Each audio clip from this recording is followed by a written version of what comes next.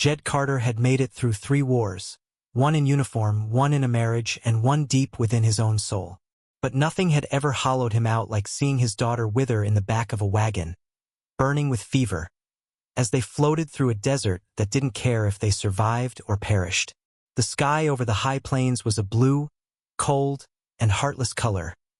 No wind, no birds, no clouds, only heat and silence bearing down like a curse. Dust hung on his teeth. Boots sunk an inch into broken earth. And there he stood, unmoving, both fists gripping a Winchester rifle, pointed directly at the black stallion's chest. The horse was a silhouette against the blinding sun, towering and unmoving. It didn't flinch, didn't rear or snort as if some wild animal. It just breathed, steady and uninterested, as if it had witnessed the worst that the world had to offer and wasn't impressed by any of it. Jed's aim was true, but his heart wasn't. It wasn't fear, not of the horse. He'd faced worse. It was something else. Something that didn't compute. This wasn't how things were supposed to go. 3 days prior to this, Jed had departed Solace, a half-full wagon and 2 canteens of water in his possession, together with a sick little girl who couldn't even speak. 8-year-old Annabelle, pale as linen, lips dry and cracked. The doctor at Solace had done what he could. Then he'd spoken bluntly to Jed. She won't make it through the week. Not out here. Maybe not anywhere. But Annabelle had spoken otherwise. Otherwise in a whisper, half forgotten to delirium dreams. The horse will come, Pa, she'd whispered. Large and black and powerful. I saw him. In my dream. He'll kneel to me. You'll see. Jed had scorned it. Only the imagination of a child and dying, grasping at tails as the flame flickered out.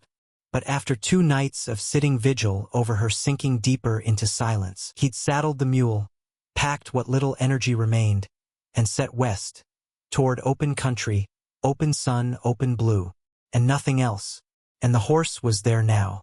Not a dream, not a hoax. A black stallion high as a house that had materialized just after dawn, on the other side of a dry riverbed. Jed had brought the wagon to a standstill. He didn't believe in miracles, but he believed in endings. And something in the horse, the way it stood erect and serene, like a soldier in wait for orders, struck something within him. 10 yards between them, man and animal stood like 2 war-weary veterans reunited after a conflict each preferred not to recall. Jed rasped out a cough. Ain't got time for specters, friend, he rasped. My woman's dying back there. She believes you're some sort of messiah. Me? I believe you're just flesh and bone waitin' to be battered. He brought the rifle to his shoulder. Don't make me spend a bullet. The horse did not stir. Jed took a step forward. Dust swirled about his boots. Another step. His finger contracted about the trigger. Then movement. The stallion lowered its head. Jed did not budge. He'd followed wild horses before, hunted them, caught them, sold them to men who made them beasts of labor. Never once had he ever seen one lower its head like that. Not in fear. Something else. Perhaps recognition, respect, or perhaps simply stillness. Encountering a man too broken to be dangerous. Then, without a sound, the horse bent one leg. Then the other. And it knelt. Jed's breath stilled in his throat. The rifle barrel lowered. What in God's name? Behind him, a whisper. Thin, dry, and cracking. Pa! Jed whirled. Annabelle was awake. Her eyes were barely open, her skin like parchment. But she was smiling. That's him, she said. Jed brought the rifle down all the way, hanging it like something for which he was too ashamed to carry. He moved slowly towards the wagon, never moving his gaze from the horse. The stallion got up and came forward deliberately, each action cautious, as if he knew that what he was doing was against the rule, and decided to do it anyway. Jed didn't breathe. The stallion halted before the wagon, lowered its head once more, and touched its muzzle lightly to Annabelle's forehead. And the girl, who'd said not one whole sentence in 3 days, giggled. She extended a shaky finger and caressed the animal's face. He found me. Jed stumbled backward. He couldn't feel his hands, couldn't get his mind around what he was witnessing.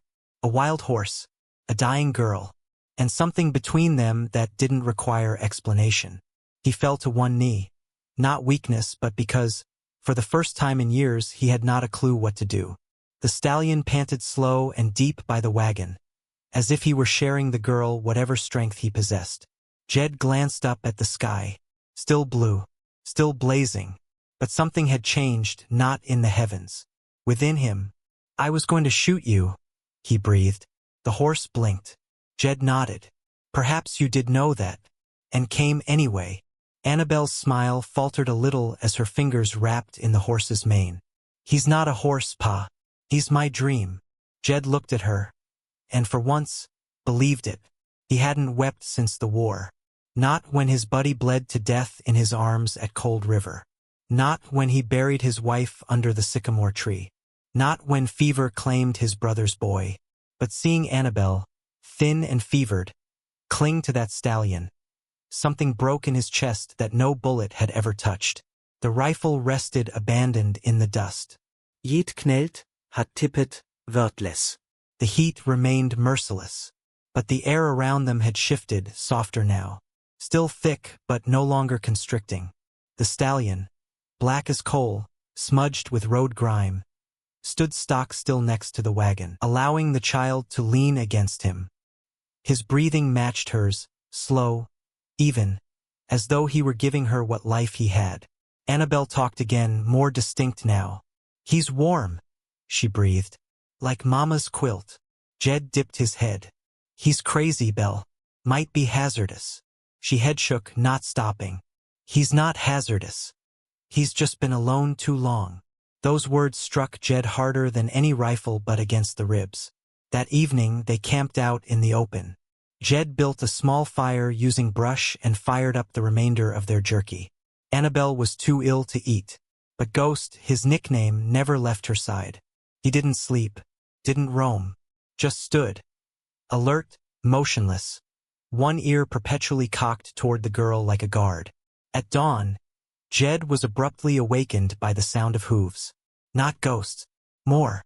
He climbed quickly, hand on his revolver, eyes tracking the horizon. A plume of dust. 3 horsemen, riding hard. Trouble. The horses cut through the quiet morning like razors. Jed was stationed in front of the wagon, back straight, fingers poised. The lead rider was tall, weathered, with a sun-bleached hat and a red bandana. His horse reared as he pulled up. Behind him rode a younger man and a third with a long rifle across his saddle. "Well, I'll be damned," the leader said, spitting into the dirt. "It's real." Jed said nothing. The man pointed past him. "That the Black Devil folks been whisperin' about? The ghost of Dry Creek." Jed turned to glance. Ghost remained by the wagon, not moving. Annabelle's hand lay lightly on his flank. "What is it to you?" Jed said, speaking low. The man smiled. "It's everything to me, stranger. That horse is worth $200, dead or alive. More if he's breathin'." Jed's jaw clenched. "And who placed that bounty?" "Township of Quincy," the man answered. "After he ran through 3 ranches, slaughtered 2 prize stallions, broke fences like sticks. People say he can't be caught. Can't be broken." Jed moved ahead. "He ain't yours, and he ain't wild no more." The man laughed. "He ain't yours neither, cowboy, unless your little girl's got a brand that I can't see." Jed's hand was close to his gun. The man saw. The younger rider leaned in. "Come on, Levi. Let's just take the horse and go. No need for blood." Then Annabelle spoke. Her voice was soft but steady. "Take him," she said. "But you'll have to pull him from me first." Ghost didn't move. Levi snorted. "Girl, I've broken broncs twice his size." "You won't break this one," she replied, calm as a whisper in church. Something in her voice caused the younger man to shift in his saddle. Levi dismounted his horse and took a step forward. Jed stepped in his way. "Don't," Jed told him. Levi halted, half step. "You gonna stop me?" "I already am." Both men stood still, hands hovering near their belts, the air between them thick with tension. Ghost let out a sound, low and deep, something between a breath and a growl, vibrating through the earth. Levi's fingers twitched. He looked into the horse's eyes and hesitated. There was no fear there, only a warning. Ancient, primal, and clear. He stepped back. "This ain't over," he muttered. "That horse don't belong to no one." Jed tilted his head slightly. "That's where you're wrong." Without another word, the men mounted their horses and rode off, kicking up dust and silence in their wake. Annabelle burned once more that evening. Her fever rose as the desert grew cold. Jed wet rags in what water there was, applying them to her forehead, praying the only prayers he could remember.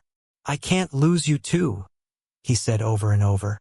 Ghost stood near, head down, eyes dull with exhaustion. Sometime around the middle of the night, Annabelle reached out blindly and enclosed her spindly fingers in his mane. She was no longer shaking. Her breathing evened out. Then a strange thing occurred. Ghost lowered his great head, nudged her chest with his nose, and lingered there. For hours, like a guard, like a healer, like something older than horses or men. Jed did not sleep. He only watched. And for the very first time in his life, he began to trust something he couldn't define, couldn't describe. By morning, the fever had passed. Annabelle was still pale, but her lips were pink. She slept peacefully, her breathing steady and even. Jed backed away, rubbing his eyes, not certain if he was dreaming. Ghost walked at his side. "You saved her," Jed breathed. The stallion blinked. "Then they'll return," Jed contributed, his eyes scanning the horizon. "That Levi guy. He wants you trapped in a cage or dead." He turned to Annabelle. "I won't be able to keep you both safe." Ghost snorted gently, then swung his attention to the open sky. Jed knew what he was saying. Perhaps it was time to leave this place in the past. At noon, Jed saddled the mule, loaded the wagon, and headed east.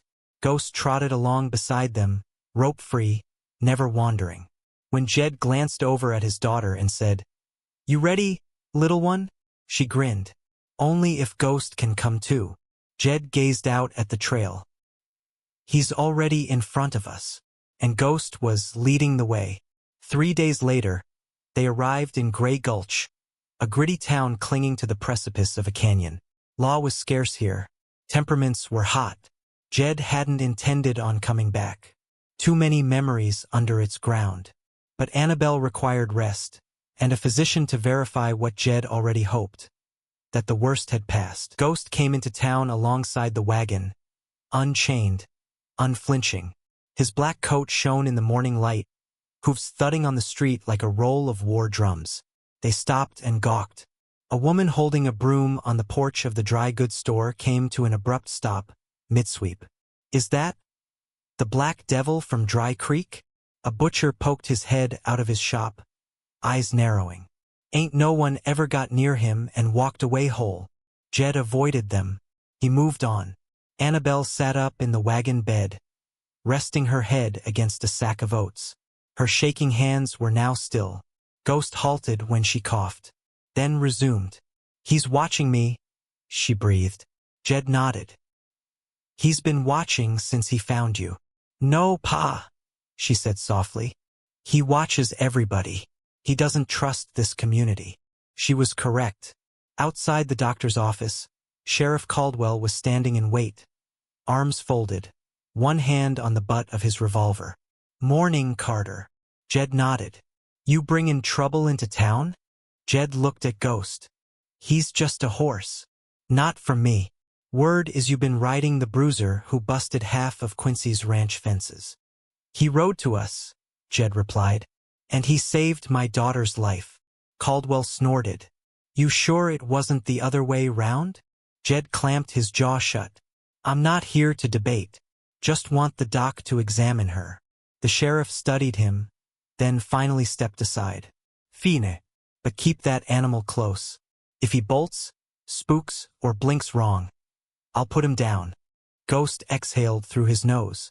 Jed bit back the words boiling in his throat and stepped inside with Annabelle. Dr. Morrison, a man with rough hands and kind eyes and years of desert in his hide, looked her over carefully, checked her pulse. her lungs, her eyes. 10 minutes later, he leaned back and smiled. She's coming around, he said. Whatever it was that got her through. It wasn't medicine.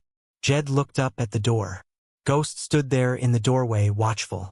You pray for Providence, Carter? The doctor asked. I didn't, said Jed quietly.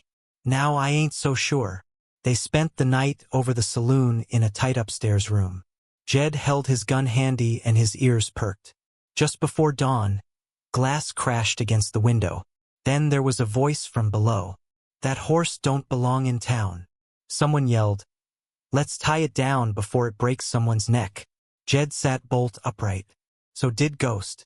Outside, Levi stood beside his two friends. Drunk, cruel, and waiting. Jed laced his boots and emerged into the chilly morning street. Ghost trailed after, unspoken. Levi sneered. We meet again, cowboy. Figured that beast of yours would have lost it by now. Guess he's smarter than he appears. Jed said nothing. Levi moved forward. Hey, I'm not here to hurt your woman, but that horse has blood on his hooves. There are bounty posters everywhere. He belongs to the territory. He doesn't belong to anyone, Jed said, his voice a low growl. Levi chuckled. Everything belongs out here. Jed stepped forward one pace. Then you'll have to come through me. The street fell silent. Dust suspended in the air. Ghost moved forward too. Slow, cautious, his eyes fixed on Levi's. Unblinking. Then the soft voice behind. Bah! Jed turned. Annabelle stood in the doorway, bare feet, hair messy from sleep. Don't fight, she said. He scowled. For you. No, she said. For him. Levi scowled. What's that mean? She took a step down into the street of dirt. Moved toward Ghost. Placed a hand on his chest. If we run, she said, they'll always come. And what's your solution, little miss? Levi demanded. Let him choose. Jed's chest constricted. Bell, let him choose. So Jed retreated.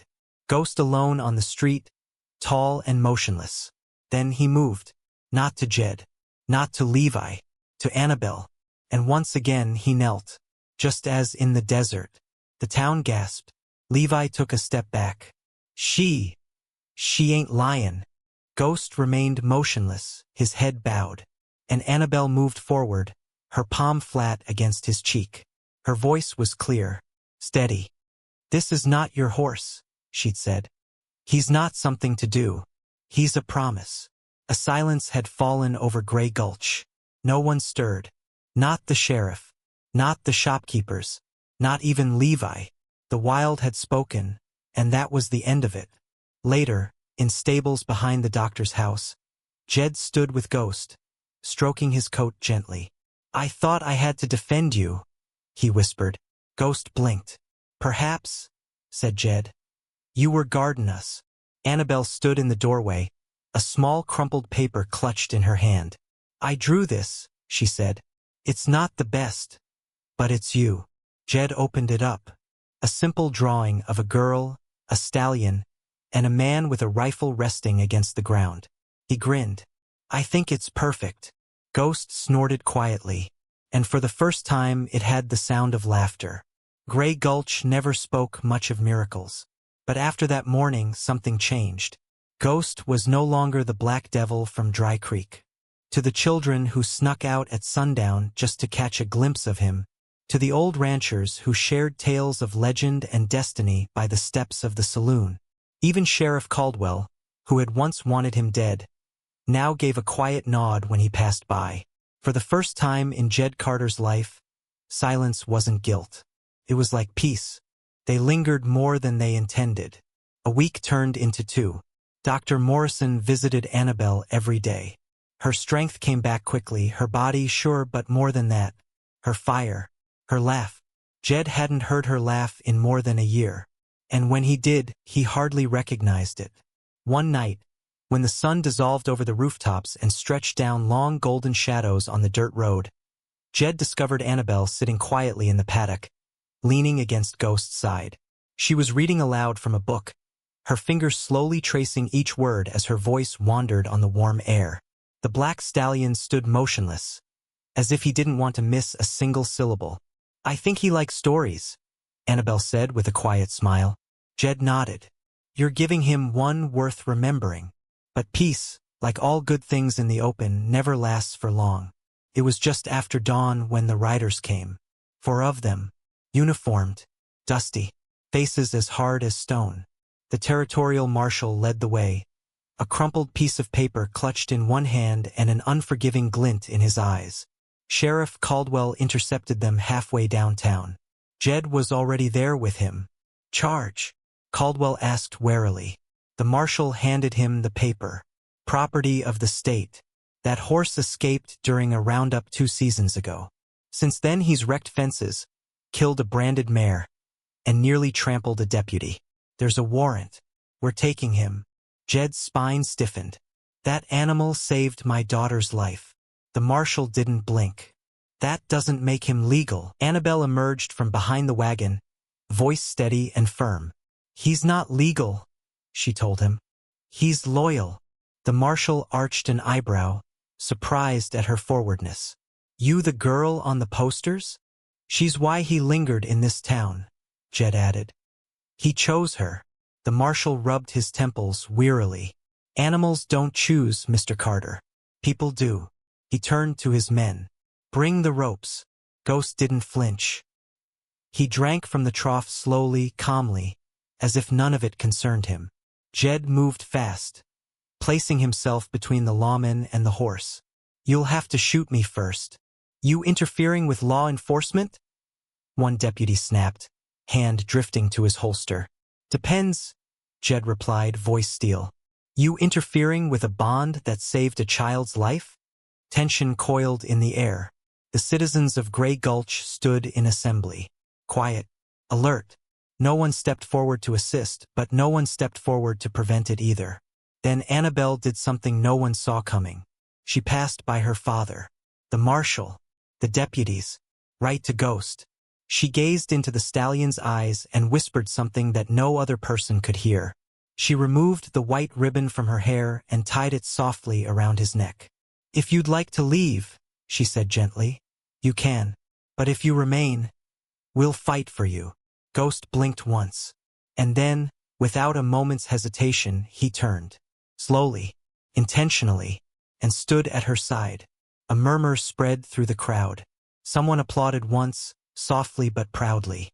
The marshal did hesitate. Sheriff Caldwell moved forward. His tone fell to a low, growling warning. "You going to lead a horse through the street in front of a kid still recovering from near-death fever?